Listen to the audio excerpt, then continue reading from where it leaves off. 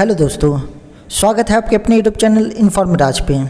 दोस्तों, जैसे कि आपको पता होगा, हमारी सरकार ने 2020 में नई शिक्षा नीति पेश की थी, जिसके अंदर बहुत सारे चेंजेस किए गए थे शिक्षा के क्षेत्र में। उसकी वजह से बहुत सारे स्टूडेंट्स के मन में ये डाउट आ गया है कि नई शिक्षा नीति के बाद हमें कौन सा कोर्स करना चाहिए, यानी कौन सा कोर्स ज़्यादा लॉन्ग टर्म के लिए बेनिफिशियल रहेगा। क्या हमें ट्रेडिशनली वही बीएड करना चाहिए, या हमें 4 ईयर जो इंटीग्रेटेड बीएड है, जैसे BA plus BEd, BSc plus BEd, उसकी तरफ मूव करना चाहिए, या हमें डीएलएड करना चाहिए, या बीएलएड करना चाहिए, जेबीटी करना चाहिए, बीटीसी करना चाहिए, क्या करना चाहिए। ये सारी चीज़ें बच्चों के माइंड में बहुत ज़्यादा घूम रही है, बहुत ज़्यादा क्यूरियोसिटी है बच्चों के माइंड में। तो दोस्तों, इस वीडियो में हम यही जानेंगे कि नई शिक्षा नीति के बाद कौन सा कोर्स करना ज़्यादा बेहतर रहेगा, कौन से कोर्स से आपको ईजिली जॉब मिल सकती है और फ्यूचर में कोई भी प्रॉब्लम नहीं आएगी। बहुत सारे बच्चों के माइंड में ये भी डाउट है कि 2030 के बाद क्या बीएड की कोई वैल्यू नहीं रह जाएगी, जैसे कि नई शिक्षा नीति के बारे में बताया जा रहा है। तो ये सारी चीज़ें हम इस वीडियो में देखेंगे, तो प्लीज़ दोस्तों वीडियो को पूरा देखिएगा, काफ़ी ज़्यादा वैल्यूएबल इन्फॉर्मेशन आपको इसमें मिलने वाली है। तो चलिए दोस्तों, वीडियो को शुरू करते हैं। तो दोस्तों, अगर बात करें नई शिक्षा नीति के बाद करना कौन सा कोर्स करना ज़्यादा अच्छा रहेगा, तो वो डिपेंड करता है आप अभी किस स्टेज पे हो।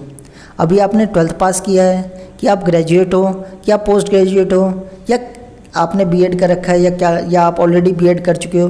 तो ये डिपेंड करता है आप किस स्टेज पे हो। तो वन बाय वन मैं सबको लेकर के डिस्कस करता हूँ। मान लीजिए अगर आप अभी 12th क्लास में हो, अगर आप 12th क्लास में हो और आप चाहते हो कि मुझे टीचर ही बनना है, आपने पूरा मन बना लिया कि मुझे टीचिंग के फील्ड में ही जाना है, तो आपके लिए आज की डेट में नई शिक्षा नीति के अकॉर्डिंग सबसे जो बेस्ट रहेगा वो 4 ईयर इंटीग्रेटेड बीएड ही आपके लिए अच्छा रहेगा। चाहे आप बीए प्लस बीएड करो या बीएससी प्लस बीएड करो। अगर आप आर्ट्स के स्टूडेंट्स हो तो आप बीए प्लस बीएड कर सकते हो, अगर आप साइंस के स्टूडेंट्स हो तो बीएससी प्लस बीएड कर सकते हो। तो अगर आप 12th में हो, मतलब 12th के एग्ज़ाम दे चुके हो या अभी 12th पास किए हो, या तो आपके लिए सबसे बेस्ट जो है वो 4 ईयर बीएड ही रहने वाला है और कोई कोर्स नहीं रहने वाला है। मैं बता दूं इसका फ़ायदा क्या है। देखो, अब आप में से कुछ बच्चे कह सकते हैं कि हम बीएलएड भी तो कर सकते हैं, हम बीएलएड भी तो कर सकते हैं। तो देखो दोस्तों, बीएलएड अगर आप करते हो तो सिर्फ और सिर्फ आप टीचिंग के फील्ड में जा सकते हो, आपके पास जो डिग्री मिलेगी सिर्फ और सिर्फ बीएलएड की मिलेगी। वही अगर आप 4 ईयर बीएड करते हो तो उस केस में आपके पास दो अपॉर्चुनिटी आ जाती है आपके पास। आप एक तो ग्रेजुएट भी कहलाओगे, यानी बीए भी आपका कंप्लीट हो चुका होगा, बीएससी भी कंप्लीट हो चुका होगा आपका, जो भी आप करते हो, और साथ ही साथ आपका बीएड भी कंप्लीट हो चुका होगा। तो यहाँ पे आपको डबल एडवांटेज मिलेगा। आप ग्रेजुएशन की भी आपको डिग्री मिल जाएगी और बीएड की भी डिग्री मिल जाएगी। वही अगर आप सिर्फ बीएलएड करते हो तो उसमें आपको सिर्फ बीएलएड की डिग्री मिलेगी, कोई बीए या बीएससी की डिग्री नहीं मिलेगी। तो सबसे बड़ी अपॉर्चुनिटी तो ये है 4 ईयर बीएड की। खैर, यहाँ पे मैं एक चीज़ आपको क्लियर कर दूँ, अभी 4 ईयर बीएड सभी राज्यों में लागू नहीं हुआ है। जैसे कि अगर आप दिल्ली में रहते हो तो दिल्ली में आपको 4 ईयर बीएड का कोई कॉलेज नहीं मिलेगा। ऐसे बहुत सारे स्टेट्स हैं जहाँ पे अभी 4 ईयर बीएड नहीं हुआ है चालू, क्योंकि ये चालू करने के लिए पूरा जो भी इंस्टीट्यूट्स है, जो भी कॉलेजेस हैं, उनमें काफ़ी ज़्यादा चेंजेस करने पड़ेंगे, पाठ्यक्रम को बनाना पड़ेगा, बुक्स प्रिंट करनी पड़ेगी, तो इसमें टाइम लगता है।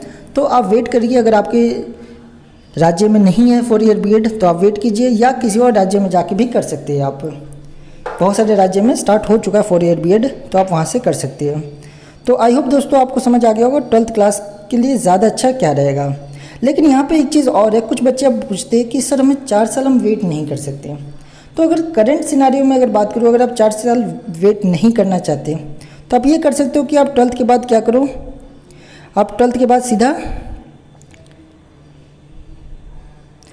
बाद आप सीधा डीएलएड कर सकते हो। लेकिन मैं एक राय दूंगा दोस्तों कि आप शॉर्टकट मत लीजिए, क्योंकि नई शिक्षा नीति में बहुत सारी ये बातें कही जा रही है, बहुत सारे न्यूज़ आर्टिकल में ये चीज़ आ रही है कि 2030 के बाद 2030 के बाद डीएलएड या बीएड इन सब की ज़्यादा वैल्यू नहीं रह जाएगी। मैं आगे एक्सप्लेन करूँगा इसे अच्छी तरह से डिटेल में। तो अगर आप मान लीजिए आप चाहते हैं कि नहीं, मैं 12th के बाद सीधा डीएलएड कर लूँ और 2 साल का डीएलएड करने के बाद या डाइट करने के बाद मैं आराम से प्राइमरी टीचर लग सकता हूँ, जो भी सीटेट या टेट है उसे क्लियर करने के बाद, तो बिल्कुल आप करंट सिनारियो में लग सकते हैं, कोई बड़ी बात नहीं है। लेकिन फ्यूचर में आपको प्रॉब्लम हो सकती है, 2030 के बाद आपको प्रॉब्लम हो सकती है। तो अगर आप चाहते हैं कि मुझे रिस्क नहीं लेना, किसी भी तरह की प्रॉब्लम ना हो मुझे, तो आपके लिए ज़्यादा बेनिफिशियल वही है कि आप 4 ईयर बीएड ही करें अगर आप 12th पास हो तो। बाकी अगर आप डीएलएड करना चाहते हो तो कोई बुरा ऑप्शन नहीं है, आप कर सकते हो।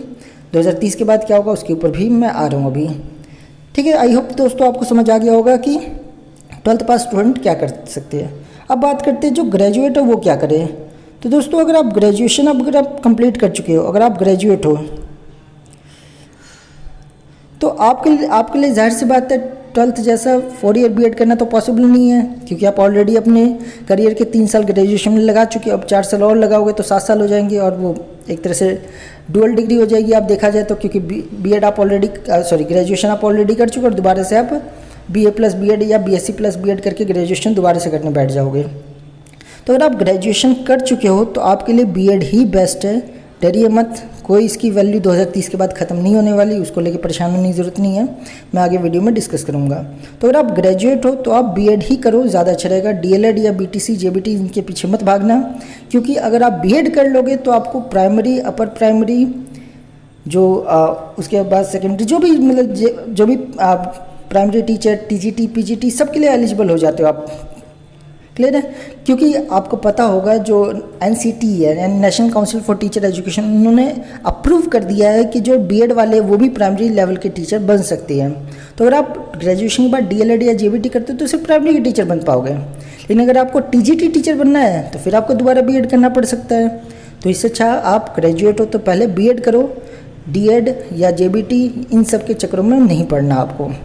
2030 के बाद कोई भी इसकी वैल्यू ख़त्म नहीं होने वाली, उसको लेके आपको परेशान नहीं होना। मैं अभी डिटेल में इसके ऊपर बात करूँगा, मैं बार बार कह रहा हूँ।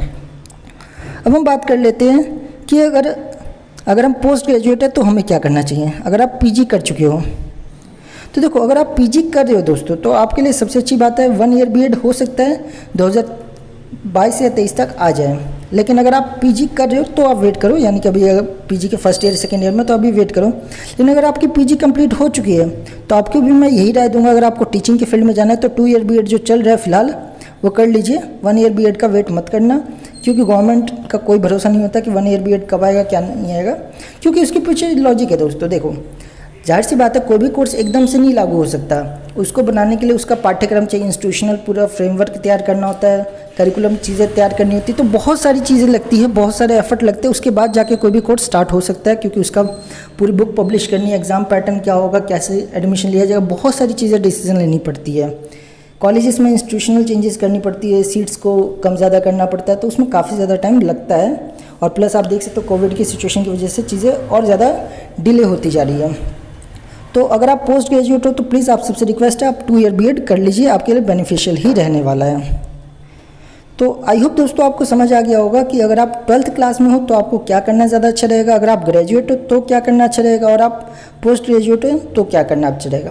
अब हम बात कर लेते हैं कि बहुत सारे न्यूज़ आर्टिकल में आ रहे हैं कि 2030 के बाद बीएड की कोई वैल्यू नहीं रहेगी या डीएलएड की, इन सब की कोई वैल्यू नहीं रहेगी, सिर्फ और सिर्फ 4 ईयर बीएड ही चलेगा। अब यहाँ पे जो बच्चे बीएड ऑलरेडी कर चुके हैं या जो बच्चे डीएलएड ऑलरेडी कर चुके हैं, जेबीटी ऑलरेडी कर चुके हैं, वो यहाँ पे परेशान हैं। तो दोस्तों परेशान होने की कोई भी ज़रूरत नहीं है। क्यों? उसका रीज़न समझिए। देखो 2030 के बाद जो है ना, 2030 के बाद ये जो 2 ईयर बीएड है या डीएलएड ये सब अवेलेबल नहीं कराया जाएगा, यानी कि इसके कोर्सेज मोस्ट प्रोबेबली बंद कर दिए जाएंगे। यानी कि 2030 के बाद आप सोचोगे कि मैं बीएड कर लूँ 2 साल वाला या मैं डीएलएड कर लूँ, तो वो पॉसिबल नहीं होगा। लेकिन उससे पहले जो कर चुके होंगे उनकी भी वही वैल्यू रहेगी जो 2030 के बाद 4 ईयर बीएड करेंगे, या जिन्होंने 4 ईयर बीएड कर रखा है या जिन्होंने ग्रेजुएशन या जो 2030 से पहले जिन्होंने बीएड या डीएलएड कर रखा है, उन सब की वैल्यू सेम रहेगी। एग्जांपल के थ्रू मैं आपको बताता हूँ। जैसे कि आपको पता होगा दोस्तों 2015 से पहले जो बीएड थी 1 ईयर की हुआ करती थी, आपको पता होगा शायद। 2015 से पहले जो बीएड है सबके लिए 1 ईयर की हुआ करती थी, ग्रेजुएट पोस्ट ग्रेजुएट सबके लिए 1 ईयर की हुआ करती थी। फिर उसे 2015 के बाद चेंज करके 2 ईयर का कर दिया गया। तो क्या दोनों की वैल्यू चेंज हो गई? 1 ईयर बीएड वाले भी आपके साथ बैठ के एग्ज़ाम दे सकते हैं, 2 ईयर बीएड वाले भी आपके साथ बैठ के ही एग्ज़ाम देते हैं। तो कुछ भी अगर चेंजेस आता है तो ऐसा नहीं है कि जो जिन्होंने ऑलरेडी कर रखा है उन्होंने कोई गुनाह कर दिया, उन्हें निकाल दिया जाएगा, उन्हें डिस्क्वालीफाई कर दिया जाएगा, उनकी डिग्री को कैंसिल कर दिया जाएगा, ऐसा कुछ भी नहीं है। तो अगर आप 2030 से पहले अगर आप बीएड या कुछ भी कर लेते हो तो कोई भी 2030 के बाद भी इसकी वैल्यू ख़त्म नहीं होने वाली। एज यूजुअल वो वैसा ही काम करेगा जो पहले काम करता था। हाँ, 2030 के बाद आप कोई नया स्टूडेंट चाहेगा कि मैं 2 साल वाला बीएड या डीएलएड कर लूँ तो वो पॉसिबल नहीं होगा। बस इतनी सी चीज़ है, यानी कि बस इतनी सी चीज़ है कि 2030 के बाद आपको 2 साल बीएड डीएलएड ये सब अवेलेबल नहीं होगा। ठीक है, बाकी वैल्यू अगर आप 2030 से पहले ये कोर्सेज कर चुके तो वैल्यू उतनी ही रहेगी, उसको लेकर परेशान होने की ज़रूरत नहीं है। तो दोस्तों ये पूरी इन्फॉर्मेशन थी। जो भी आप नई शिक्षा नीति को लेकर के बहुत सारे बच्चों के माइंड में डाउट आ रहा था, तो मैंने सोचा इसके ऊपर वीडियो बनानी चाहिए। मैंने पूरा डिटेल में इसके ऊपर बात की है। अगर आपने वीडियो को पूरा देखा होगा एंड तक, तो मुझे नहीं लगता आपके माइंड में कोई कन्फ्यूज़न रह गई होगी।